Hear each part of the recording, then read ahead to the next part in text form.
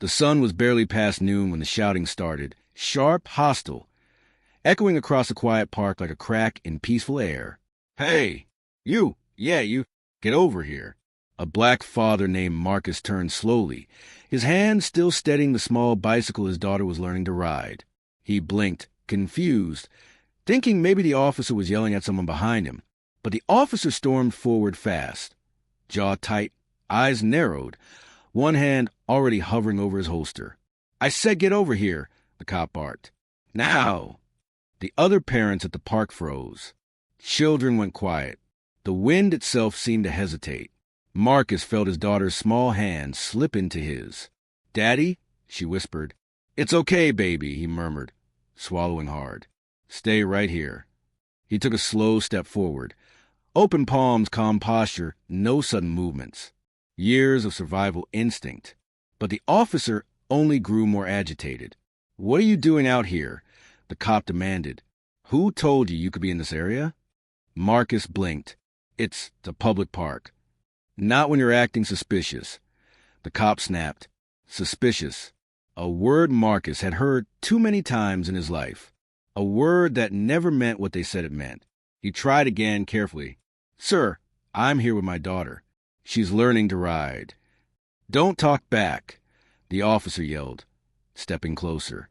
"Hands where I can see them." Marcus slowly lifted his hands.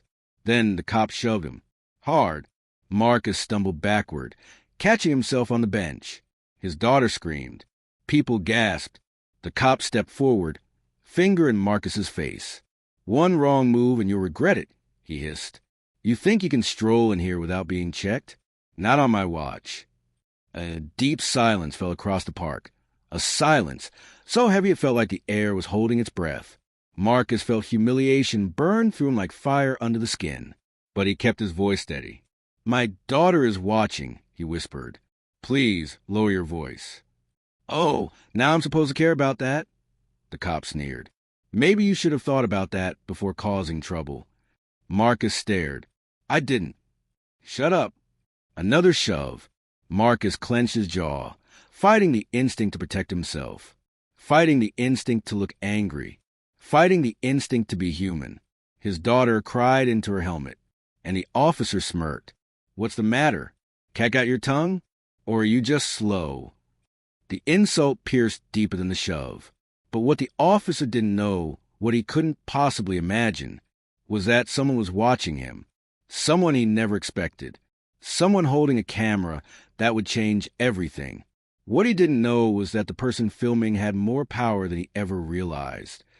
Before we continue, if this powerful story already has your heart racing, make sure you subscribe to Black Justice so you never miss these emotional, cinematic narrations.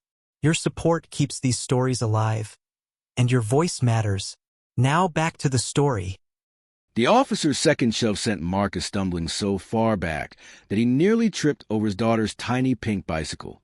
She screamed again, clutching her helmet straps as if they could protect her from the world suddenly collapsing around her. "Daddy, stop. Daddy, please," she cried. Marcus steadied himself and raised both hands even higher, a posture he hated, a posture that felt like surrender. But he wasn't surrendering to the officer. He was surrendering to the moment, to protect his little girl. "Sir," he said quietly, "I'm not resisting.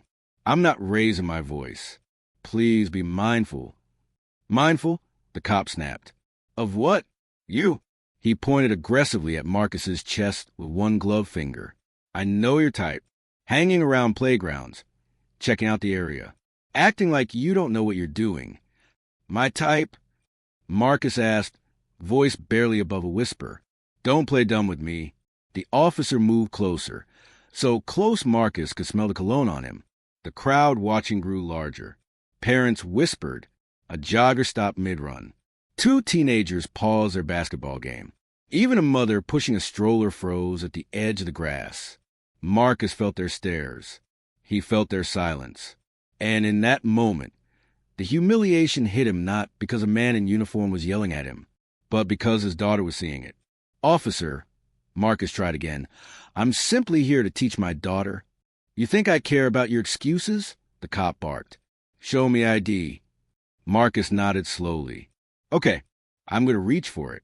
In my back pocket. Hurry up. Marcus moved carefully, deliberately, not breaking eye contact. He retrieved his wallet and held it open. The cop snatched the ID violently, nearly tearing the leather. He scanned it aggressively, lips curling into a mocking grin. What is this? He scoffed. Some cheap laminated card? You really think this proves anything? It's my driver's license, Marcus said quietly. It's legitimate. Sure it is. He tossed it back, letting it fall to the grass. Marcus didn't move. His daughter, still trembling, bent down silently and picked it up for him, brushing dirt off the corner with her tiny fingers.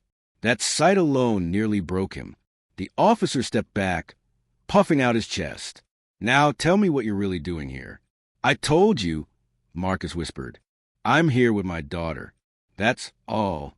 Yeah, the cop taunted. And why does a big man like you need to bring your kid to this park? Why not go somewhere else? This is the closest park to our home. Where exactly is that? The officer demanded. I want the address. Now. Marcus felt the weight of everyone watching. Sir, with respect, I don't feel comfortable giving you. You don't get to feel comfortable, the officer suddenly roared. His voice echoed so loudly across the park that even birds startled from a nearby tree. Marcus's daughter clung to his leg, shaking. A father sitting on a picnic blanket muttered, "This is too much." But the officer snapped his head toward the man. "You want to say something?" he growled. The man immediately looked away. The power imbalance thickened the air like fog. A woman sitting on a bench slowly raised her phone and began recording discreetly, her face tight with concern. She wasn't the person who would matter most later, but she was the first ripple. The cop didn't notice her yet. The officer turned back to Marcus. "Let me guess," he sneered. "Unemployed? Hanging around the park all day? Waiting for trouble?" Marcus clenched his jaw. "I work full-time," he said calmly. "I'm here on lunch break." The cop laughed, a cruel, dismissive sound. "Full-time? Doing what? Whatever it is, I doubt it's anything productive." Marcus took a breath. "I'm a systems analyst," he said slowly. "At the—" "Oh, sure," the cop cut him off. "Next you'll tell me you're a doctor or something." Marcus didn't reply, not because he didn't want to, but because he already knew it didn't matter. The officer circled him like prey. "You think you look innocent? You think standing here with a kid makes you look better? I know the tricks. I've seen all the games." Marcus whispered, "I'm not playing any games." But the cop wasn't listening. He never was. Through the trees at the far edge of the park, another figure appeared, moving slowly, silently, positioning themselves with a clear view of the confrontation. This person didn't try to hide their phone. They wanted the cop to see them. Not yet, but soon. Back near the playground, the officer's aggression escalated. "Turn around," he ordered. "Hands behind your back." Marcus froze. "My daughter—" "I said turn around." "Daddy?" The little girl whispered, voice cracking. Why is he yelling at you?" Marcus's heart broke. He bent down, kissed her forehead, and whispered, "I'm okay, baby. This isn't your fault. Don't be scared." But she was scared. Her breathing quickened. Her tiny hand shook. And the officer smiled smugly, as if her fear validated his power. Marcus turned slowly, hand behind him, doing everything he could to calm his racing heart. "This is unnecessary," he murmured.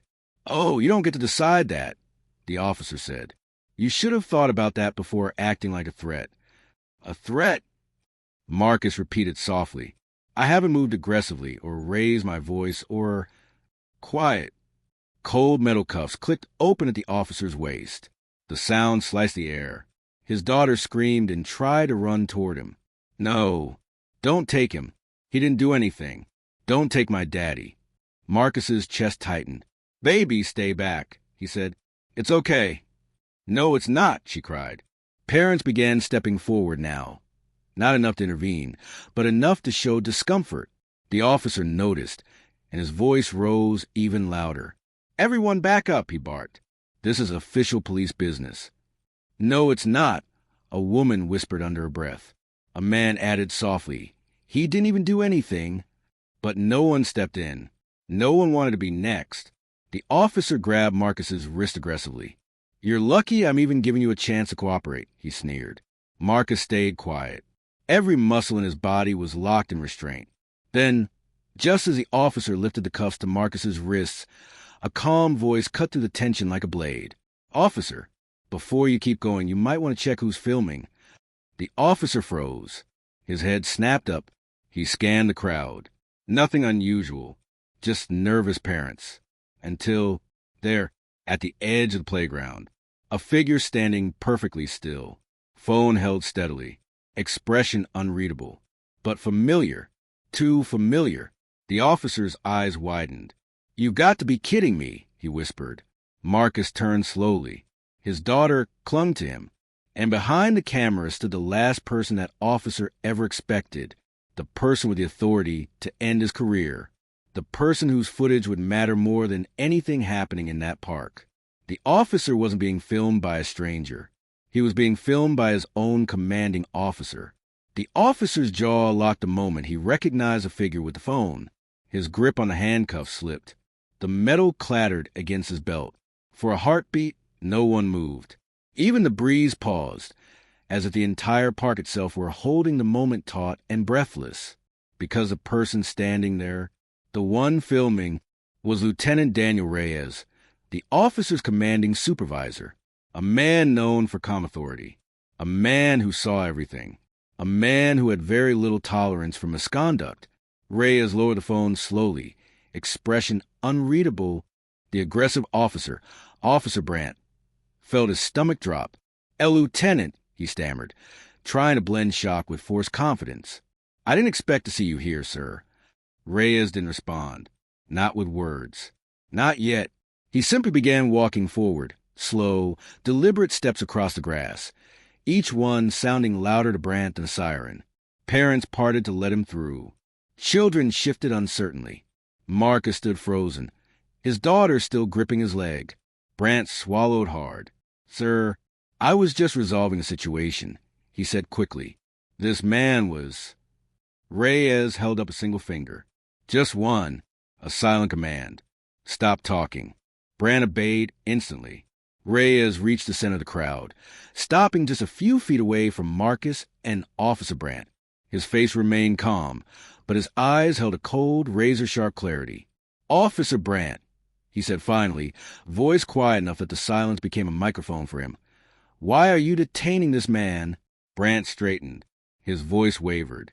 He was acting suspicious. What behavior indicated suspicion?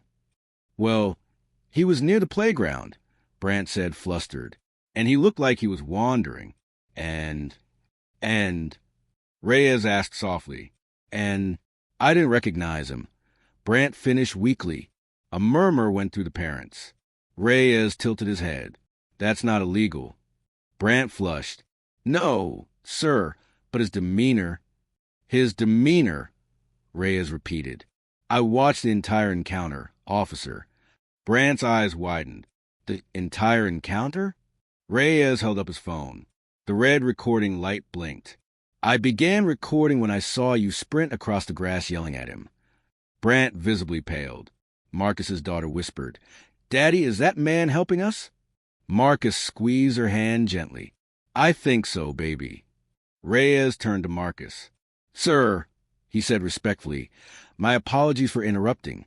Can you confirm what you were doing here today?" Marcus steadied his voice. "I brought my daughter to learn how to ride her bike. It's her first week practicing." Reyes nodded, eyes softening. "That sounds like a beautiful moment," he said. "I'm sorry it was disturbed." Marcus nodded politely. Brandt's throat tightened. "Sir," Brandt said quickly, desperate now, "I believe he was casing the area. He refused to answer questions." "He answered every question you asked." Reyes interrupted. Brandt blinked. "Sir," Reyes' voice grew quieter. Quieter voices hold more weight. "I watched," he said. "I listened. You escalated without cause. You shoved him. Twice. You pulled cuffs on a compliant parent in front of his child." Brandt shook his head frantically. "No, sir, that's not what happened. I was maintaining safety. Reyes raised an eyebrow. Safety? For whom? Brandt's mouth opened, but no sound came. Because from where I stood, Reyes continued, the only people who felt unsafe were everyone watching you. Parents nodded silently. A jogger across his arms.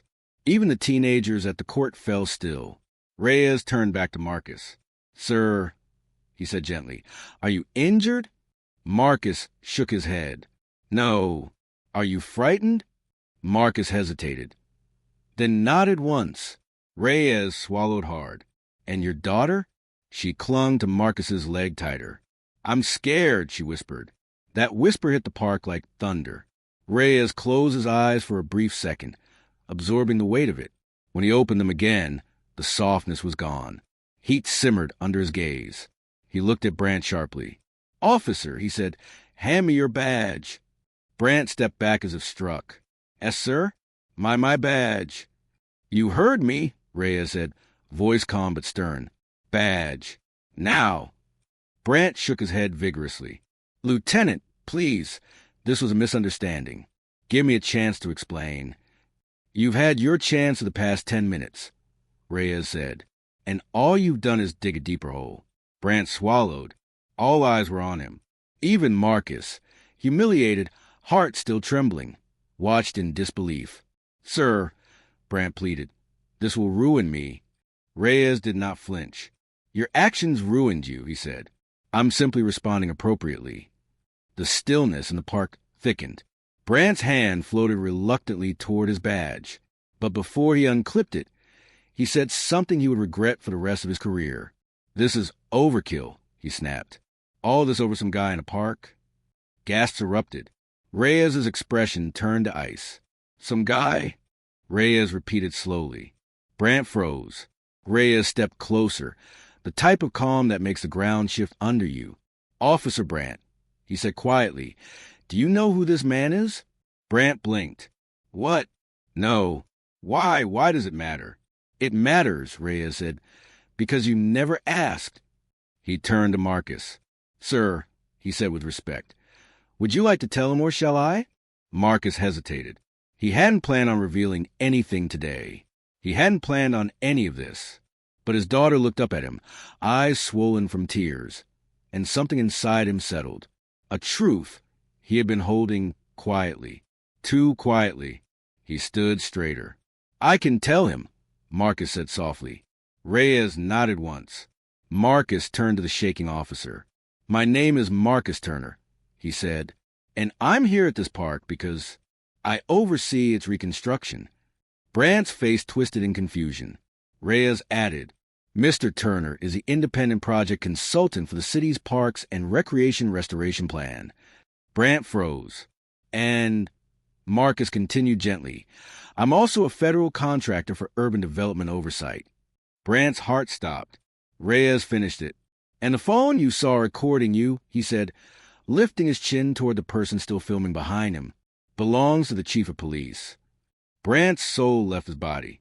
He turned slowly, trembling, and saw him, the chief, standing silently behind Reyes, recording everything with a steady hand. The cop's breath left him in a broken gasp. Sir, I didn't know, he stuttered, face draining of blood. That's the problem, the chief said, lowering the phone. You never know, and you never ask. Silence drowned the park. Every parent, every child, every witness, every breath. Marcus held his daughter close, and Officer Brandt felt the ground beneath him fall away. Officer Brandt stood completely still, as if every bone in his body had turned to stone. His mouth opened, but no words came out. No excuses, no shouting, no arrogance, just fear, cold, sinking fear. The chief, a tall black man with silver at his temples, a calm but commanding presence, stepped forward. The kind of presence that didn't need to raise a voice to make everyone in the park stand straighter. He pocketed his phone. Then he looked at Brandt, not with rage, not with disgust, but with something far heavier, disappointment. Officer Brandt, the chief said slowly, walk me through your reasoning. Starting with this, why did you approach this man in the first place? Brant swallowed hard, his voice cracking. He seemed suspicious, sir. The chief didn't break eye contact. How? I didn't recognize him, Brant stammered. And he was lingering near the playground, watching kids. The chief's eyes tightened. His daughter, he said. He was watching his daughter. Brant froze. The chief turned to Marcus's little girl, still holding her father's leg, cheeks streaked with dried tears. "What's your name, sweetheart?" he asked gently. "Hey, Ariana," she whispered. "Hi, Ariana. You did nothing wrong, okay? None of this is your fault." She nodded slowly. The chief looked back at Brant. "You made a child afraid of her own father," he said quietly. "Do you realize that?" Brant's chin quivered. "Sir, I didn't." "Yes," the chief interrupted. "You did." A long silence followed. Every heartbeat in the park seemed to echo. Reyes crossed his arms, standing firmly beside the chief. Brant looked around desperately, as if searching for someone, anyone, who would defend him. But what he saw was worse. Dozens of parents staring at him with anger, joggers filming him, teens whispering, children clinging to their parents, Marcus's daughter trembling, and Marcus himself, standing tall, steady, dignified, even after being shoved and yelled at. The contrast was devastating. Brant broke first. "Sir, please," he said, voice cracking. "This was a misunderstanding. If I'd known who he was—" "No," the chief said sharply. "Stop right there." Brant froze. "That sentence," the chief continued, "is exactly the problem. If I'd known who he was. So tell me, Officer Brant, who did you think he was?" Brant said nothing, because the truth was obvious, painfully obvious. The chief turned to Marcus with a respectful nod. "Mr. Turner," he said, "you have the right to speak if you choose. You don't owe anyone here anything. But if you'd like to say something, we'll listen." Marcus inhaled slowly. He didn't speak for several seconds. Not because he didn't have words, but because he had too many. He glanced down at Ariana, still nestled against him, then looked squarely at the officer who had humiliated him. When he finally spoke, his voice didn't shake. "Officer Brant," he said quietly, "you didn't stop me because I was doing something suspicious." Brant looked away. "You stopped me because of what you assumed," Marcus continued. "You never asked what I was doing. You never asked about my daughter. You never asked about my work or my name or my purpose." He swallowed. "You only saw what you wanted to see." The crowd murmured. Marcus kept going, not with anger, but with the kind of calm that slices deeper than shouting ever could. "You judged me before 2 words left my mouth. You shoved me in front of my daughter. You made her cry. You made her afraid of the world and afraid for me." Brant clenched his fists, tears forming in his eyes. Marcus stepped closer. "I don't need you to know my title," he said softly, "or my job, or the projects I oversee, or who I report to." He looked down at Ariana. "What I needed," he said, voice breaking just slightly, "was for my daughter to feel safe at the park." Ariana hugged him tighter, and something in the crowd cracked open, a collective ache. Parents wiped their eyes. Teens lowered their phones.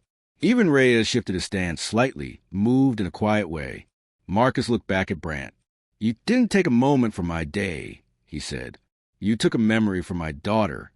Brant closed his eyes in shame. The chief stepped forward again.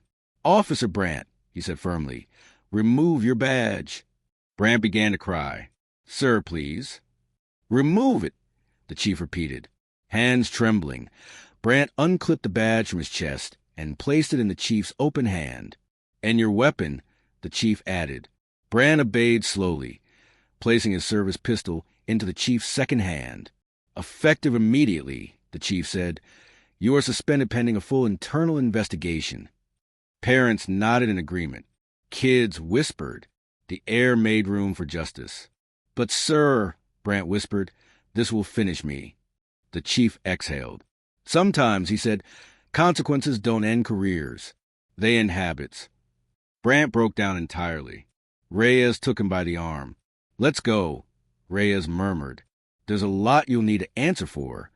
Brant didn't resist. He couldn't. He had nothing to stand on. Reyes led him away through the silent park, past the parents, past the kids, past the man he had tried to humiliate, and toward the patrol car waiting by the curb.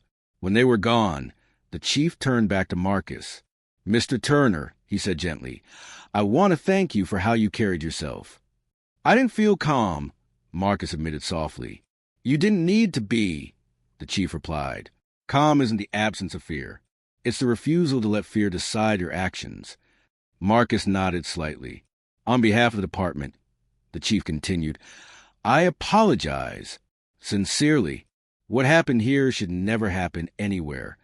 Ariana tugged Marcus's sleeve. "Daddy, are we safe now?" Marcus kneeled and kissed her forehead. "Yes, baby," he whispered. "We're safe." The chief crouched slightly, so he was at Ariana's height. "You're very brave," he told her gently. "You protected your daddy today without even knowing it." Ariana blinked, confused. "I did." "Yes," the chief said. "When things get loud or scary, kindness is the bravest thing in the world." She smiled faintly, the first small smile since the nightmare began. Parents approached Marcus one by one. "I'm so sorry you went through that. You handled that better than anyone could. If you need witnesses, we'll testify. You're a good dad. You didn't deserve any of this." Marcus nodded, grateful but overwhelmed. He didn't want revenge. He wanted relief. A moment later, the chief said, "Before I go, I need you to know something important." Marcus looked up. "You handled yourself with dignity," the chief said. "Your daughter saw that. Everyone saw that." Marcus exhaled slowly. "And one more thing," the chief added with a faint smile. "I wasn't the only one filming." Marcus turned. Behind him, on a bench near the playground, sat Ariana's mother, his wife. With her phone in her lap, tears in her eyes. She had been there the entire time. Filming, watching, protecting. Marcus felt his heart break open. He walked to her slowly. She stood and wrapped her arms around him tightly. "I saw everything," she whispered. "And I'm proud of you." Marcus finally let himself breathe. Deeply, fully, for the first time since the ordeal began. The park grew quiet again, not with fear this time, but with a kind of solemn relief. After the chief and Reyes left, the sun had dipped lower, casting a warm orange glow across the picnic tables and swing sets. It felt like the world had held its breath and was finally letting it out. Marcus sat beside his wife, their daughter curled up between them. The sight of his little girl leaning her head on his arm, tired, safe, finally calm, hit him deeper than anything else that happened that day. Ariana reached up and whispered, "Daddy, can we go home now?" Marcus brushed her hair gently. "Soon, baby," he said. "We can leave whenever you're ready." His wife placed her hand over his. "Are you ready?" she asked softly. Marcus exhaled, long and heavy. "I don't know," he answered. "I just want to make sure she's okay." His wife nodded. "She's okay because you protected her," she said, "and because you didn't let anger decide who you were." He looked at her, and for the first time since the encounter began, he allowed himself to absorb the truth. He had been terrified. He had felt powerless. He had felt exposed. But he had not retaliated. He had not escalated. He had stood his ground with dignity. That mattered, more than he ever realized. A group of teenagers who had been recording the confrontation approached cautiously. "Sir," one of them said, "we just wanted to say thank you." Marcus blinked. "For what?" "For showing us what restraint looks like," the teen replied. "Most people would have lost it, but you didn't. You handled it like someone who knows who they are." Marcus didn't know what to say. Another teen spoke up.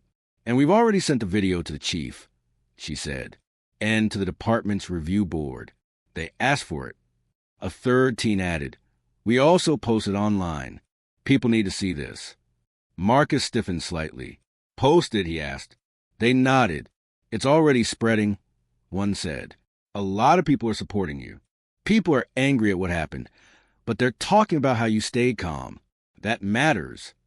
Marcus closed his eyes, not because he feared the attention, though he did, but because he knew what these moments could do to someone's life. His wife squeezed his hand. "It's okay," she whispered. People need to see the truth. The chief returned to the park about 20 minutes later, not in uniform this time, but in a simple jacket, hands in his pockets. He walked over to Marcus quietly. "Can I sit?" he asked. "Of course," Marcus replied. The chief lowered himself onto the bench beside him. "I want to check on you all," he said, "after everything calmed down." Marcus nodded. "We're coping," he said. "My daughter, she's shaken." "That's understandable," the chief said gently. "But children are resilient, and she has good parents." Ariana peeked up at him shyly. The chief smiled. "You know," he said, "when I got that video, I was in the middle of a meeting. I stopped everything, walked out, drove straight here." Marcus blinked. "You didn't hesitate?" he asked. "No," the chief replied. "Not for a second." He looked out at the playground, at the families resuming their evening routines. "I've seen too many situations like today," the chief said quietly, "but I rarely see someone handle it the way you did." Marcus shook his head. "I wasn't trying to make a statement," he said. "I just wanted my daughter to feel safe." "Sometimes," the chief murmured, "the most powerful statements are accidental." Marcus looked up. The chief continued. "You didn't shout. You didn't threaten. You didn't lose control. You didn't try to prove yourself." He paused. "You were simply right." Marcus swallowed. "And the truth," the chief added, "always reveals itself, whether someone is ready or not." A silence settled between them. Not awkward, not heavy, but meaningful. "What happens to Officer Brandt now?" Marcus asked. The chief exhaled. "He'll undergo a full investigation," he said. "Bias review, suspension, mandatory retraining, and depending on findings, disciplinary consequences, possibly termination." Marcus nodded slowly. Part of him wanted more. Part of him wanted less. Mostly, he wanted the cycle to stop. The chief read his expression. "You're not responsible for what happens next, Marcus," he said, "but you are responsible for how you walk through it, and you did it with more grace than most." Marcus looked at his daughter, safe in her mother's arms, and let the truth land. He had handled it with grace, even when he didn't feel graceful. And Ariana had seen all of it. That mattered more than anything. A small boy from the playground approached shyly. Sir?" Marcus smiled gently. "Yes." The boy pointed at Ariana. "Is she okay?" he asked. "She cried earlier." Ariana looked at him timidly. Marcus nudged her softly. "You can answer him," he whispered. Ariana sniffed. I'm okay now." The boy nodded. "My dad said the police were wrong," he said. "And he told me people should be treated fair." Ariana blinked, taking that in. The boy added, "I can play with you if you want, to make you feel better." Ariana hesitated, then nodded. She took the boy's hand. And just like that, she stepped into healing. Children often do what adults struggle with. They reach. They mend. They move. Marcus felt his throat tighten. His wife whispered, "She's going to be all right." He nodded. "Yeah," he said softly. "She will." Marcus turned to the chief again. "I don't know how to thank you," he said. "You don't need to," the chief replied. "Just keep being the father you are." Marcus stared down at the ground for a moment, reflecting. The chief continued. "And if you ever want to speak at a department meeting," he said, "about what happened, about what this felt like, my door is open." Marcus looked up, surprised. "Why?" he asked. "Because voices like yours change systems," the chief said simply. "And we need systems to change." Marcus absorbed that deeply. This wasn't just about him. It wasn't just about Ariana. It wasn't even just about Officer Brandt. It was about every moment like this. Everywhere. The chief stood. "I'll leave you all to your evening," he said. "But I want you to know this won't disappear into paperwork. I'll handle it personally." Marcus rose too. "Thank you," he said. The chief extended his hand. Marcus shook it firmly. Respect. Not forced. Not demanded. Earned. Then the chief turned and walked away down the park path, the streetlights flickering on one by one as the sky dimmed.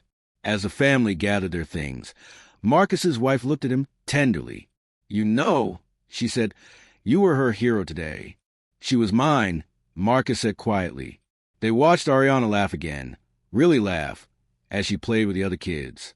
Light returning, fear dissolving, childhood reclaiming its place. Marcus breathed deeply and let the moment heal him too. When they reached the car, Marcus lifted Ariana into her seat. She looked up at him with wide, earnest eyes. "Daddy," she whispered. "Yes, baby?" "You didn't yell at the officer." Marcus paused. "No," he said softly. "I didn't." "Why?" He brushed her cheek. "Because," he whispered, "sometimes the strongest voice is the calm one."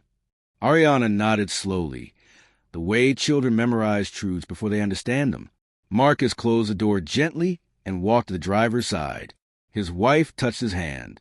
"I'm proud of you," she said. Marcus exhaled deeply and whispered, "I hope this never happens to her again." His wife squeezed his hand. "It won't," she said. "Not while she has you." They drove away from the park, leaving behind shadows, taking with them light.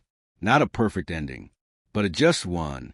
And sometimes that's what makes a story powerful. In a world where judgment often moves faster than understanding, where assumptions speak louder than truth, where a father's love can be mistaken for suspicion, we must remember this. Respect is not optional. Human dignity is not negotiable.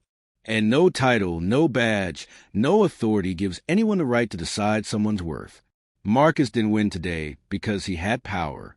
He won because he had character. He didn't raise his voice. He raised the truth. And the truth always rises, even when people try to push it down.